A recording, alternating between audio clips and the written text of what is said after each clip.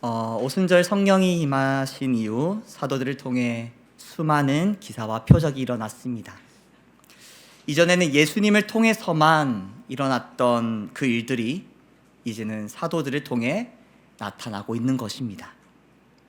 예수님은 하늘로 승천하셨지만 예수 그리스도 그 이름의 능력이 이제 그를 따르는 제자들에게 있음을 봅니다.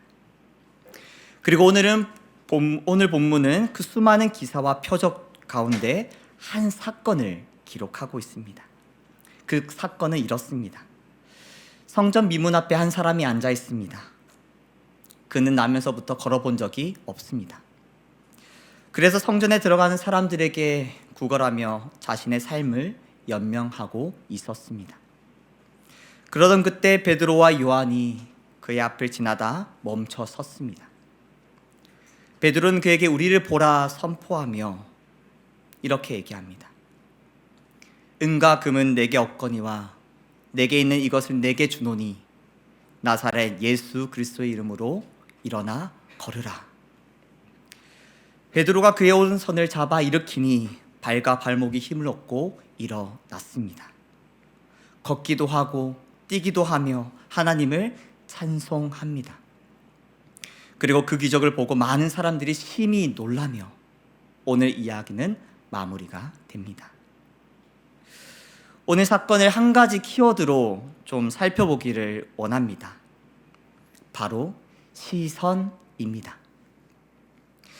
대조되는 두 사람의 시선이 등장하고 있습니다. 미문 앞에 앉아있는 사람의 시선과 베드로의 시선입니다.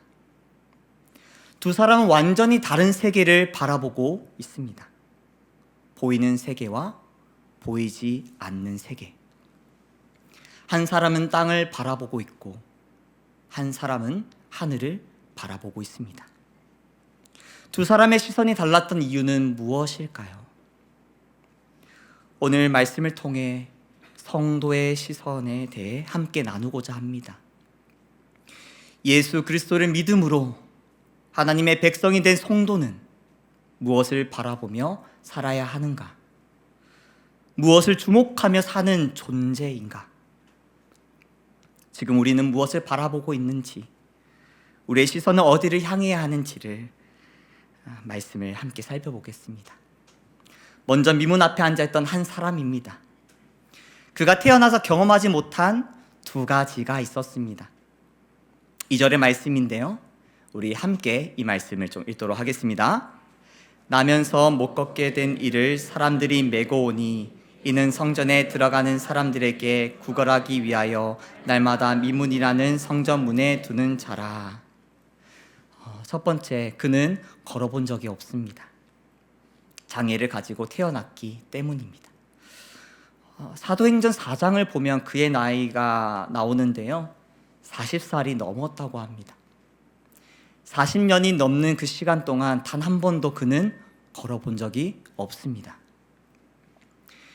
매일 성전 미문 앞에서 사람들이 걷는 모습을 봅니다. 걷는다는 것이 무엇일까? 궁금한 마음이 들었을지도 모르겠습니다. 그러나 그는 이때까지 걸어본 적 없기에 앞으로도 내가 걸은 일은 없을 거라 여기며 살았을 것입니다. 그렇게 성전에 찾아오는 사람들에게 구걸하면서 하루하루를 연명하다가 그렇게 끝날, 나아질 가능성이 없는 인생이었습니다. 두 번째, 그는 성전에 들어가 하나님을 예배한 적이 없습니다. 그 당시 장애를 가진 사람은 거룩하지 못하다고 하여서 성전에 들어가질 못했습니다. 매일 수많은 사람들이 기도하기 위해, 예배하기 위해 성전 안으로 들어가지만 그 장소는 그에게 허락된 공간이 아니었습니다. 사람들이 매일 그를 메고 와서 미문이라는 성전 문 앞에 두었지만 딱 거기까지였습니다.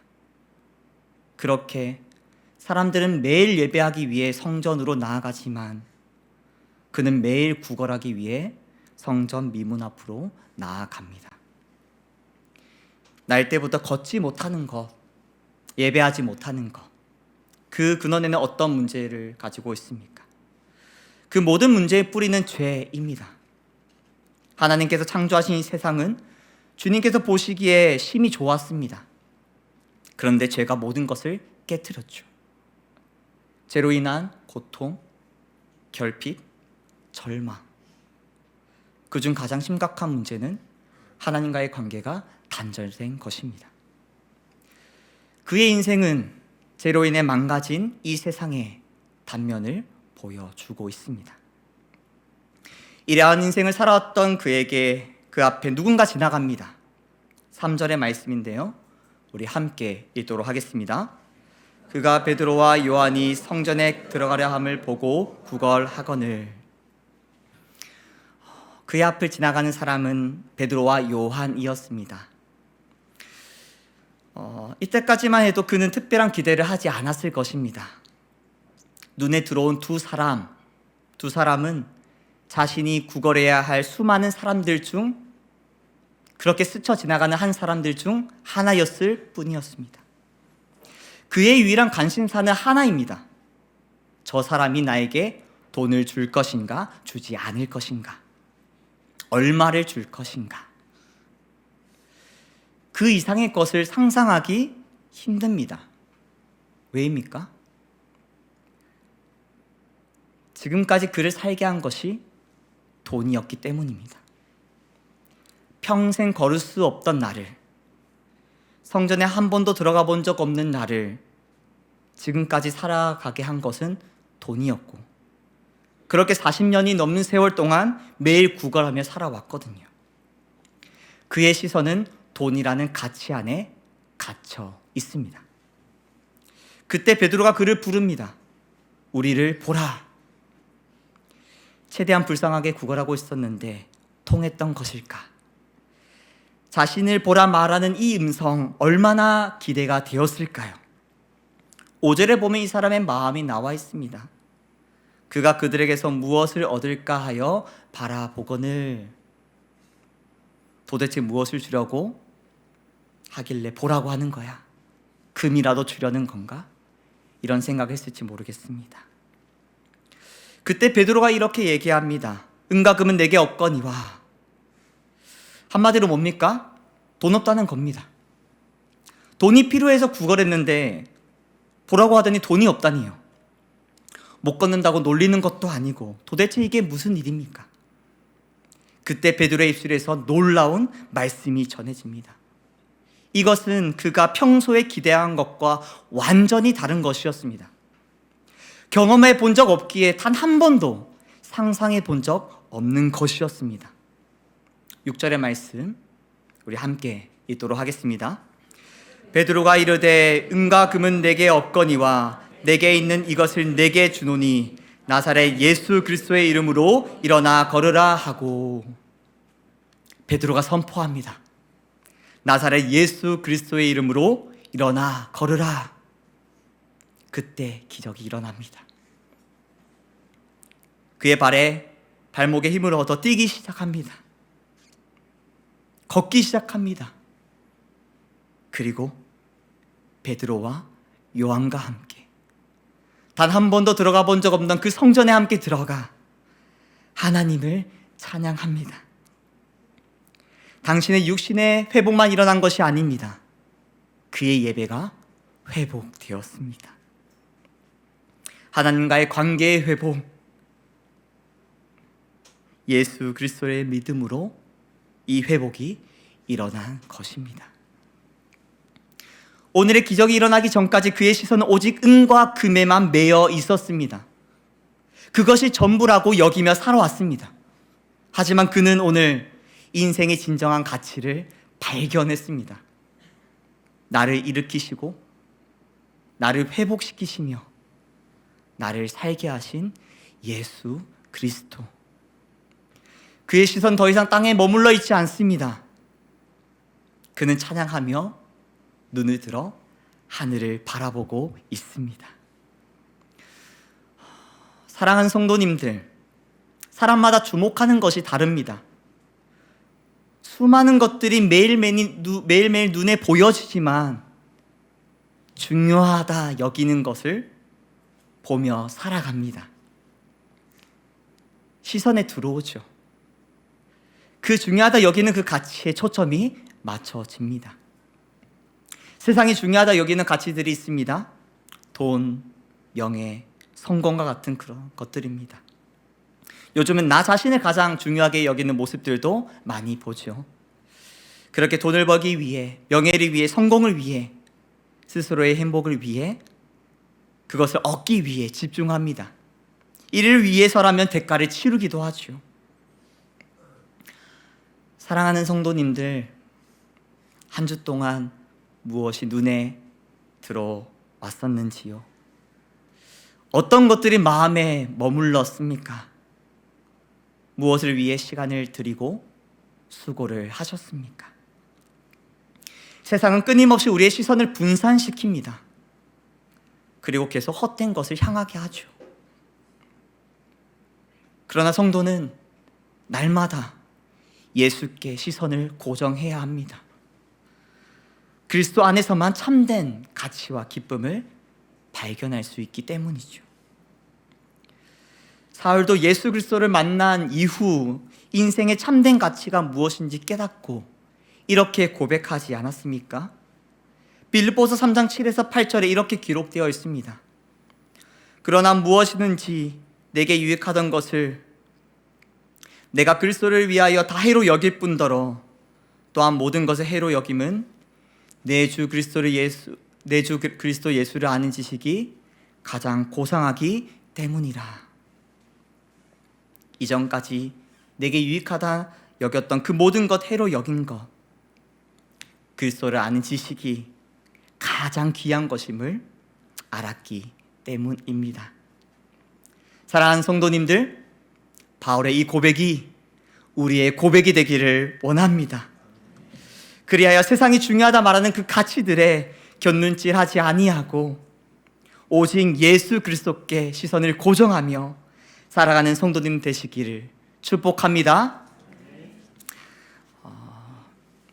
한 가지만 더 나누고자 합니다. 오늘 말씀을 보니까요, 예수 그리스도께 시선을 고정하는 사람이 주목하는 한 가지가 말씀에 나오더라고요. 그것이 무엇인지 베드로의 시선을 좀 살펴보도록 하겠습니다.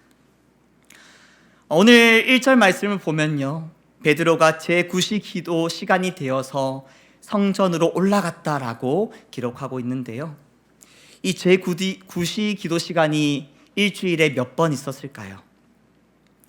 네, 저희 금요기도회는 일주일에 한 번 있는데 이 제9시 기도 시간은 매일 있었습니다. 매일 기도하러 갔다는 것이겠죠. 자, 그렇다면요, 이 성전 문 앞에 구걸하던 이 사람 오늘 처음 봤을까요? 베드로는 매일 9시 기도하러 성전에 갔었고요, 이 사람은 사람들이 매일 구걸하기 위해 성전 문 앞에 두는 사람이었습니다. 네, 맞습니다. 그 사람은 베드로가 기도하러 갈 때마다 매일매일 마주쳤던 사람입니다. 매일 가던 성전에서 매일 보던 사람이죠. 눈에 여러 번 들어왔던 사람이라는 것입니다. 그런데 그날은 뭔가 좀 달랐습니다.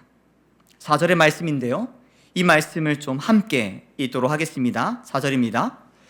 베드로가 요한과 더불어 주목하여 이르되 우리를 보라 하니. 베드로는 그날 그를 지나치지 못했습니다. 그리고 그를 주목하여 보았습니다. 평소와는 달랐습니다. 그리고 그를 주목하여 볼 때 은과 금을 구걸하는 그에게 진짜 필요한 것이 무엇인지 보이기 시작했습니다. 그래서 그에게 말을 건넸습니다. 우리를 보라. 고개를 들어 자신을 바라보는 그에게 베드로는 진짜 그에게 필요했던 것을 전합니다. 은과 금은 내게 없거니와 내게 있는 이것은 내게 주노니 나사렛 예수 그리스도의 이름으로 일어나 걸으라. 사랑하는 성도님들, 그리스도께 시선을 고정하는 사람은 하나님께서 보게 하시는 한 영혼에 주목하게 됩니다. 지나칠 수가 없습니다. 계속 눈길이 갑니다. 마음이 움직입니다. 저 영혼에게 그리스도가 정말로 필요한데, 그렇게 그를 위해서 기도하고 또 그를 위해서 시간을 내기도 하고 마음을 씁니다. 이것이 그리스도가 주시는 마음이죠. 우리에게서 나온 선한 마음이 아닙니다. 그리스도의 마음이 부어진 것이죠. 그렇게 우리는 하나님께서 보게 하시고 계속 주목하게 하시고 마음에 가게 하시는 그 자리를 사명의 자리라 부릅니다. 저는 그리스도의 시선을 고정하며 주께서 보게 하신 한 영혼에 주목하는 분들을 매주 만나고 있습니다. 매주 섬기는 부서에서 만나는데요, 올 때부터 그분들의 미소는 환해지기 시작합니다. 무엇이 그렇게 행복한지, 아이들을 돌보는 것 고생일 텐데도 그 얼굴에는 미소가 떠나지 않습니다. 그렇게 끝날 때까지 환한 미소로 그 섬김을 마칩니다. 곳곳에서 그러한 분들을 보고 있습니다. 무엇이 그 마음을 움직이게 했는지 계속 영혼들이 눈에 밟힌다며 섬김의 자리를 지키는 분들을 만나고 있습니다. 오늘 이 자리에도 계시네요. 그리고 저에게도 하나님께서 주목하게 하신 영혼들이 있습니다. 바로 다음 세대 아이들입니다. 아이들을 볼 때마다 두 가지 마음이 듭니다. 먼저는 너무 복되다.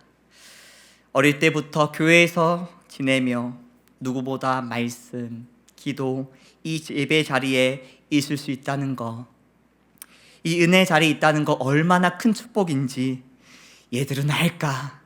그런 생각을 합니다. 그러면서 한편으로 간절히 기도하게 됩니다.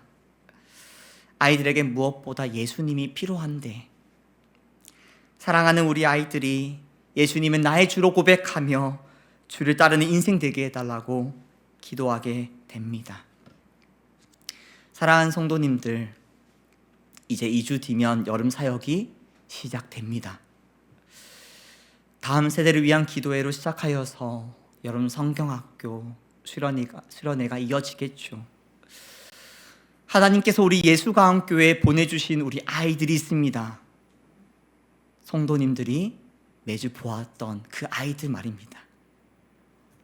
성도님, 우리 아이들에게 무엇이 필요합니까? 사탕 간식이 필요합니까? 네, 필요합니다. 용돈이 필요할까요? 네, 필요합니다. 필요한 거 많습니다. 하지만 우리 아이들에게 가장 필요한 것은, 그 무엇보다 가장 필요한 것은 예수님을 만나는 것입니다. 사랑하는 성도님들, 이번 여름 주님 주신 마음으로 우리 아이들을 주목하여 보는 은혜가 있기를 원합니다. 그렇게 주님 주신 마음을 가지고 여름 사역에 동참해 주시길 원합니다. 물질로 섬길 수 있고요, 또 시간을 내어 봉사로 섬길 수도 있습니다. 하지만 무엇보다 함께 기도해 주시길 바랍니다. 그래야 하나님께서 이 여름 사역 가운데 이루시는 놀라운 역사를 바라보며 하나님께 영광 올려드리는 우리 예수강교회, 우리 성도님들 되시기를 소망합니다.